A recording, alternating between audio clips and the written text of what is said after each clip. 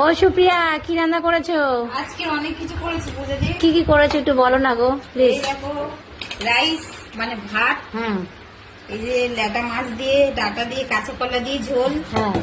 এখানে আছে chilli chicken আমার আচ্ছা। ছেলের জন্য। এখানে আছে টক ডাল। বাহ। এখানে আছে পাবদা মাছের সর্ষে দিয়ে ঝাল।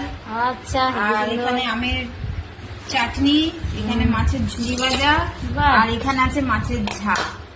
আর কি লাগবে বন্ধুরা? যদি ভালোবেসে থাকো অবশ্যই আমাদের সঙ্গে খেতে চলে আসো। এই দেখো সুপ্রিয়া।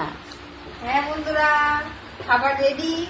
যদি কেউ খেতে চাও চলে এসো, অবশ্যই সবাই একসাথে বসে খাবো। আর দারুণ দারুণ খাবার হয়েছে। পূজা দিকে ফোন দেয় মাত্রই ছুটে চলে এসছে। চলে আমি ঘুমাচ্ছিলাম, আমি চলে এসেছি। মানে লোভ আর সামলাতে পারছে না। হ্যাঁ, যে ভালো মন্দ রান্না হয়েছে। হ্যাঁ।